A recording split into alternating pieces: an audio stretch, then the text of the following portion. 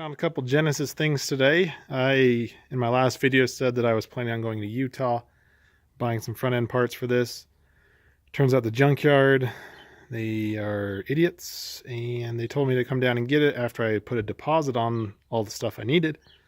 And then after all of that, they told me that it was actually a front end wreck, and they didn't actually know what they had.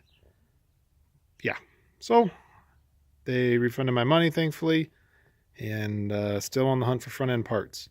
So in the meantime, today I'm gonna try to do a headlight, or I guess a bulb install. So we're gonna be pulling this one off. This one's currently held in with zip ties because it is on my list to replace. So we're just gonna snip those to get that headlight out. On this side, two 10mm bolts appear to be the only thing holding it in on the top. I don't think there's anything on the bottom, but if there are, I'll point it out. But we're going to pull the headlights out and do a low beam and high beam upgrade. I bought HID conversions for the low beams. I like the LED lights, but I've never had good luck with like output. So I bought HIDs for the low beams, and I did end up getting LEDs for the high beams. So we'll see how those go and how they look. Right now everything's stock. And if we have time, I also bought an intake for the car. I wanted to do the air intake upgrade, I guess you could call it. Maybe it's a downgrade, but looking to get a little more sound out of it. And I've also watched a couple of reviews online of turning the actuator on the wastegate arm. So I got to remove that back heat shield back there, pull that off, and then we can spin that arm. 2 rotations is what most people recommend. So if we got time, we'll do that. But as for now, I'm going to clip these 2 zip ties, and I'm going to pull out these 2 bolts, and we'll get the headlights pulled out. That 2 headlights are out. It appears as though you may have to pull the front bumper off if yours is not currently off like mine is.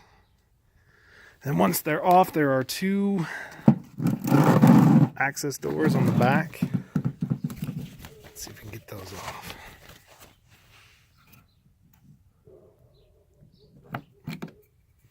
That's the high beam. This will be the low beam.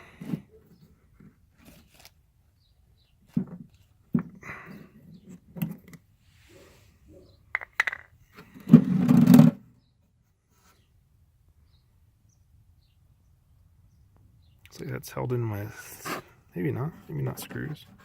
Maybe this just twists out. Okay. Low beam twists out of this socket right here. Looks like it slides into this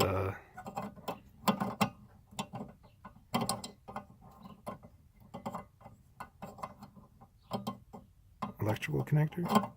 If I could. It's interesting. I've never seen one like that. You lock it in, it slides and makes the connection. Huh. Alright, guess we'll see how that goes. It's probably going to be a nightmare to try to put in some eBay bulbs. As far as the high beam, looks like we undo this, push it in, pull it down.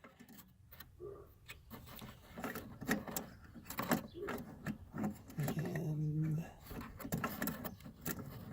maybe.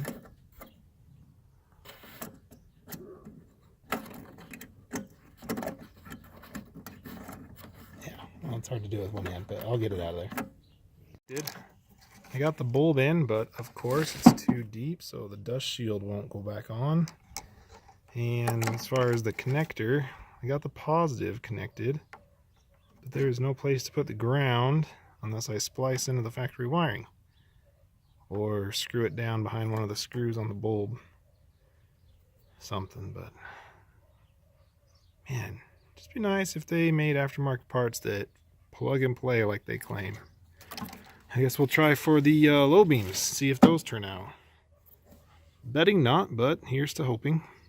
I got the bulb out. Let's see, it should have one bigger side.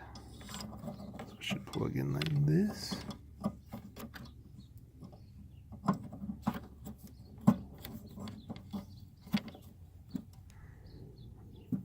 twist it enough with one hand. Hold on.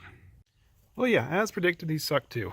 You have to run them to the ballast, and then the ballast has to run back up here, but because of that connector I showed you about, it looks like I just have to jam those in there, which doesn't appear safe or going to be reliable at all.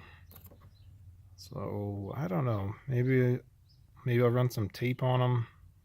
Maybe I'll stick the bulbs back in because this sucks. It's stupid. I'll try some tape, and if it doesn't work, then I'll stick the factory bulbs back in or go get some Sylvanias or something better. Just trying to get a good look out of the car, but this isn't worth it at this point. So as quickly as that, we got the lows and high beams in. I said, whatever, let's just go for it anyway. So it doesn't have any dust covers on them right now. I figure if they burn out, I'll just do some replacements that actually fit. But as for now, they're in, they're working, and that's about it. It's pretty easy. To start the next video, what we're going to do while we're here, I'm going to try to piece this back together. Obviously it was wrecked. I'm going to try to zip tie it, try to make it look good. It's going to look terrible, I know it is, but probably better than that. So I'm going to try to zip tie, drift stitch this thing back together, and do some fog light inserts, which I have for the new front bumper if I ever find one. But they're pretty easy. Turns out they're made to be replaced. Each one of these has 4 screws. So I'm going to take the 4 screws out, transfer the screws over to this guy. Maybe this one.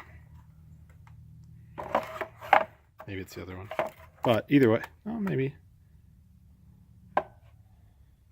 4 screws transfer over, and it's mounted in. So I'm going to pull these 4 screws out real quick.